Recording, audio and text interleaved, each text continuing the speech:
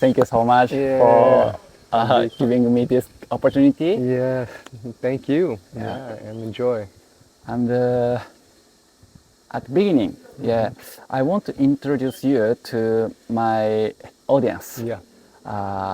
Who are you and what do you do here? Yeah. Like this. Can you introduce yourself? Yeah. Well, my name is Charlie Chung Yam Pin, and I am Thai and also from Mexico.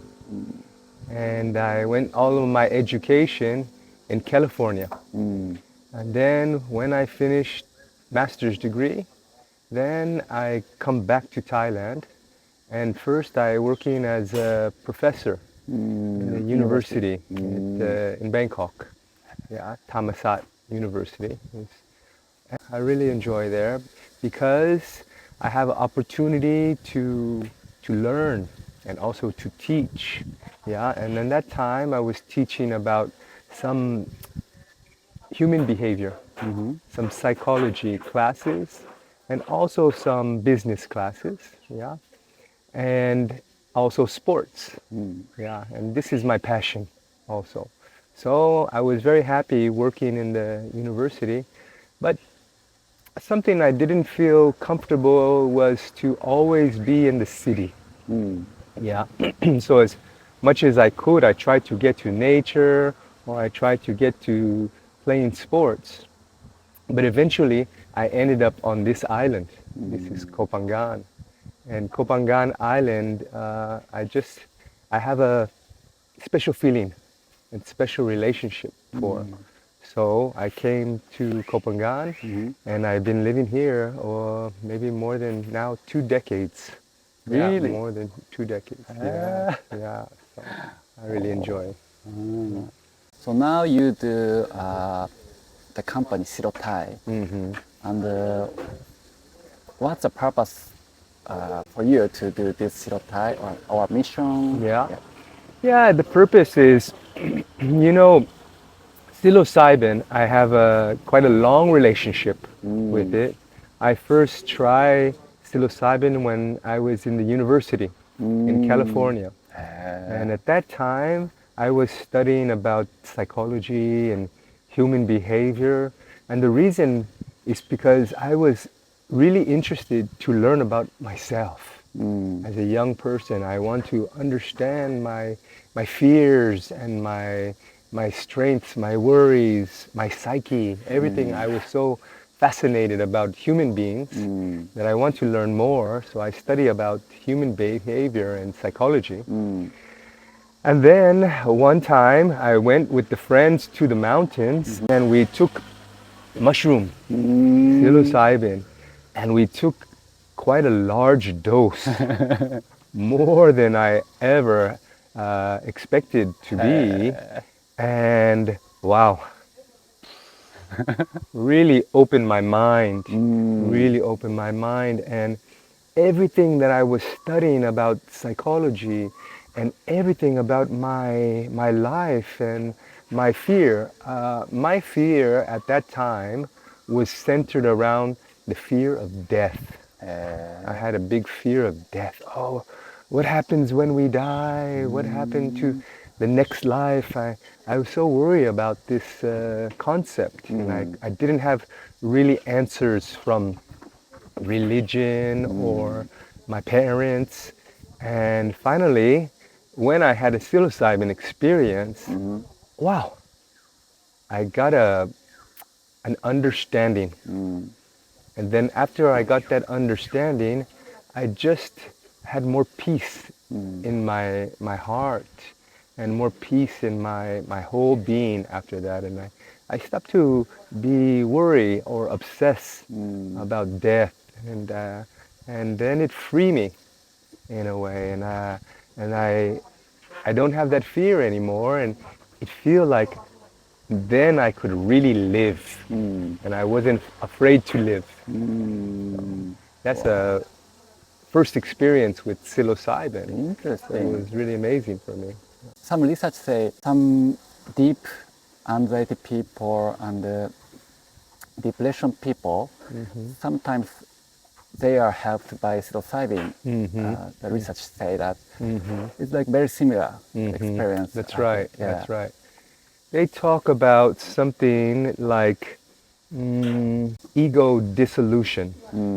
This is meaning that you separate yourself from your ego. Yeah. Because in a normal day, we have a ego. Yeah. The ego is about our nationality, and then you're a man, you're a woman, or the role you play, you're a professor or you're an athlete or all of these things, and your age, all of these things is the first step, our first channel, we call that, right? And then second channel is about your relationships and your roles. You're the father, you're the mother, you're the sister, brother, uncle. Yeah? Yeah. And that is second channel. Yeah? And then the next is how you, characteristics. Yeah, you are studious or you're stubborn or you're intelligent. All of these things we let go of. In the psilocybin experience, we let go of that and you go to a deeper part of ourself. And that deeper part of ourself that I found was one of really deep awareness. Yeah, something similar to what people find when they doing long meditation or where they let go of the ego. Yes. Yeah. Yes. At that time, the psychedelics or psilocybin is how recognized in society in US. Danger drug or some medicine? It was very difficult in that time because, after the 1960s, the government really shut down about psychedelics. Yeah. Because if you know the history, at that time there was a war Yeah. with the Vietnam. Yeah. And then psychedelics also was becoming popular in that time. A lot of research was coming out. Yeah. And a lot of people start to experiment with psychedelics around that time. And what happened was a lot of people, especially soldiers, they didn't want to go fight in the war after they have that experience. Of course. And so it seemed like the government was losing a little bit control of the population. So they decided to stop, fully stop psilocybin and also any kind of psychedelic research. And they made it public enemy number one. Yeah. America's public enemy number one in the United States is drug abuse. Yeah. And so at that time, it was illegal. And psychedelics was considered so very dangerous with no medical benefit whatsoever. Yeah. And now we're learning, now it's almost 50 years later, and we're learning so much with the research that is now coming out. And part of the research is neuroscience that we're studying, and also in psychology. Yeah, they talk about psychedelics being the same as the way an astronaut uses, or astronomer uses a telescope, or a biologist uses a telescope, right? Now with the psychedelic, we can go in a deep dive into our psyche and really understand ourselves and understand our clients. So what we understand is what is the root cause of some mental health issues like depression, like anxiety, like PTSD, many things, addiction. So this is why psychedelics is very important now at this time. And now in this years, it's like what we call a resurgence, like a second beginning for psychedelics. Yeah, Yeah. true. I'm very happy to exist in this era now. Yeah, that's right. In this era, in this industry, Yeah. this is the time where it could really help humanity. Yes. Right? Yeah. Last year, I saw the news that Thai government decided magic mushroom go change the category. That's right. How do you think why government do this and what they think in future? How do you think that? Well, a lot of the legalities centered around drugs and psychedelics is really coming from the West. Yeah, you got a lot of West countries that are really looking for the right way to approach this subject. Yeah. And now what we see in the West is that the laws are becoming more flexible and more open, right? Because of the research. Yeah. So now Thailand is looking to the West and they're starting to see that, okay, now they're starting to be more flexible on the laws. And also, it's commercialized. There's a way to make industry in this subject matter as well. Plus, it's helping a lot of people. Yeah. So I think that's what Thailand's looking to, and then they have a better understanding, and they also want to open the door in this subject.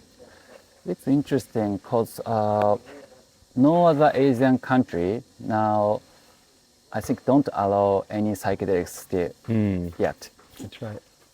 But every time Thailand opened the door very quickly in Asia. Yeah. So if you know, I want to ask about how far Thailand government research in medical way, or how they already do trial use. Well, in 2019, this is when the first document was signed by the king to open the idea of research for psilocybin. And then after that point was become COVID. So then it seemed like there was quite a delay on what was happening next. And then after now, in 2025, 2026, the new prime minister, his name is Kun Anuchin, he was the same person that brought in psilocybin and cannabis to Thailand originally when he was in another position called he was the health minister. And from the health minister, he was then now to be the prime minister. So his government is really in favor of this subject. So now we're looking in the next years to see how much they will really open the door for psilocybin treatment. Interesting. What is the current situation for not only about law, but government status for this industry? I mean, they make the law, they change the law somehow, right? And after that, something progress? Yes. So right now they are trying to open it up for, like we say, more research. So they're allowing for cultivation and also for import and export of different strains, of different spores. Here in Thailand, we have our own specific spore. It's quite famous in the world. It's called Koh Samui. Koh Samui is the name of our psilocybin. Eh? Really? Yes, yeah. Oh my God, I didn't know right. that. Yeah, that's right. And so we are part of doing the research about the strength, the effects, all of these things.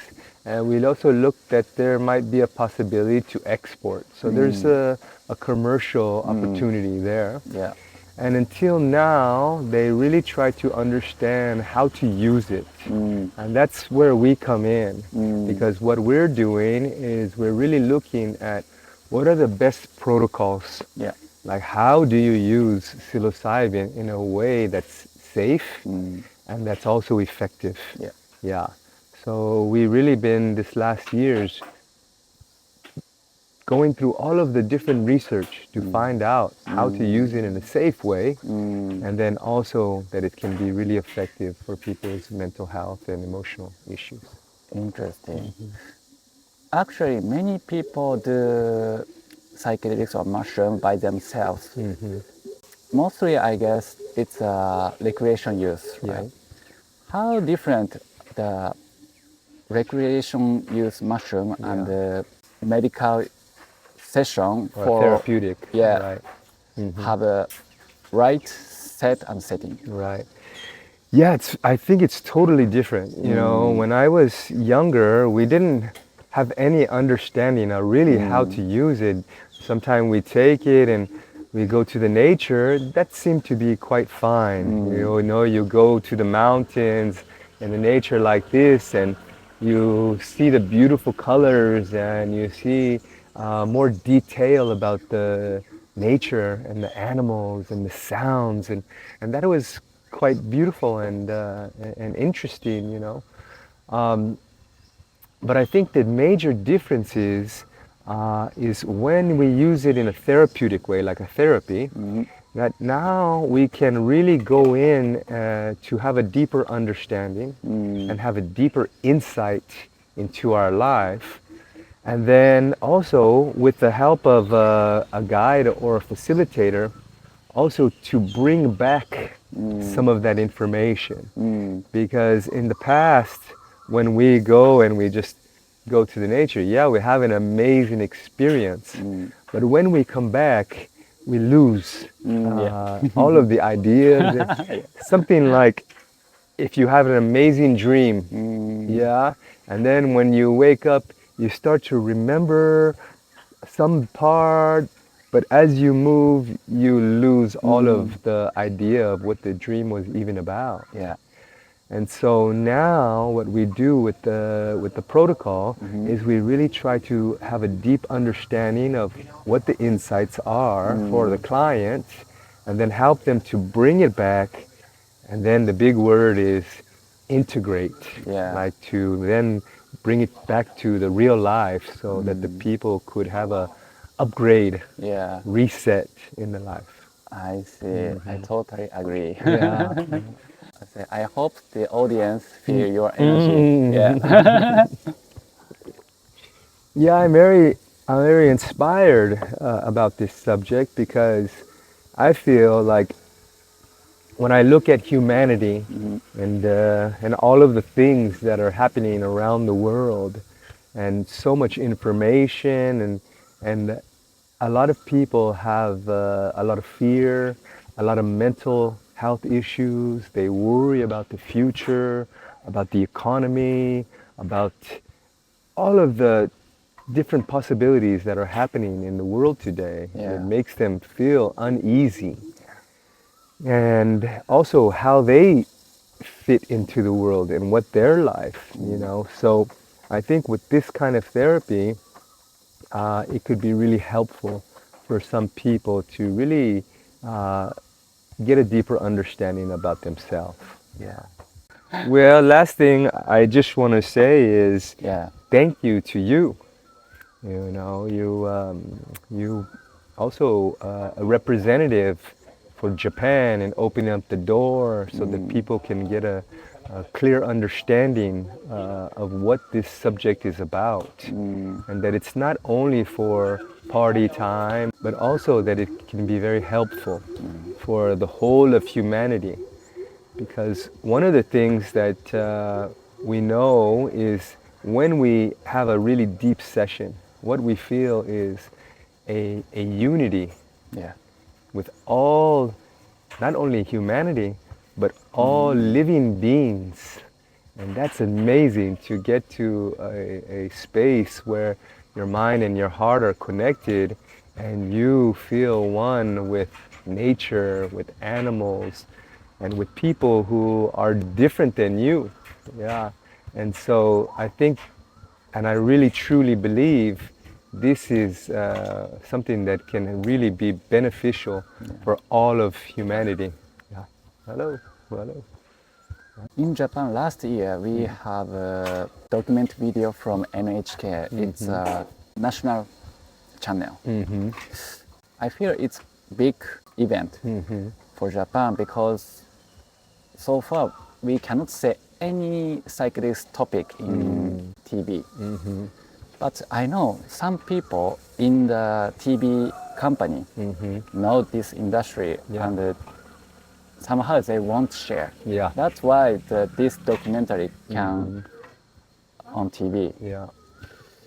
So I think if Thailand really open this industry's door, of course not only Japan but many Asian people get to know this topic. Yeah. And I feel it's the time to people really change something. Yeah. Yeah, I was following the research in Japan recently, and there was a group called the Anti-Aging Society of Japan. And they did a really profound study that went around the world. It was in a magazine called the Nature magazine. There's two parts they call in vitro and in vitro. And one of it was that they tested it with human cells. And they found that human cells could live 50% longer when they used psilocybin. And then secondly, they used it on mice. And the mice that they used it on was equivalent to like a 65-year-old man. And what they found was that it had some really positive effects. That the hair of the mouse went from white back to black, that the animal became more viral and more with more strength. And it was a very interesting study. So a lot of people now in the West are looking to that Japanese study, and they're looking at psilocybin not only for mental health, but also for anti-aging, which is a very big subject as well. Interesting.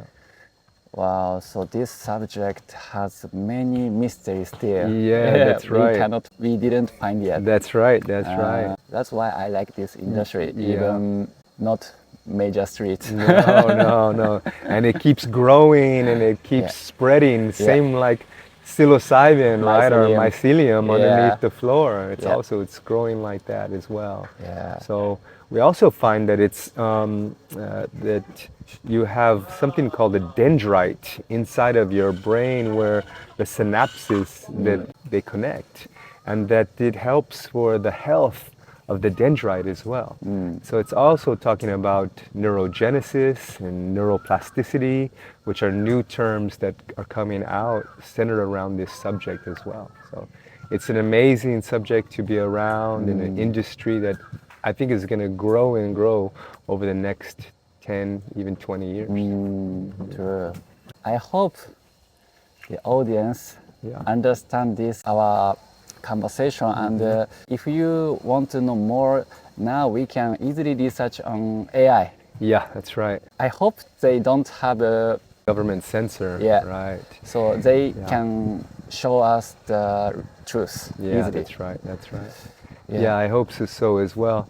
Well, if your audience, for us and for me personally, if they're interested, they can look at our website as well. It's psilotai.com. We're always trying to find more information, and we're always trying to connect with people like you to talk about this subject and get a deeper understanding of what's going on. If you have any question about him, you can check below. Kakumaka, thank you. Thank you so much. Thank you. Arigato. Thank you.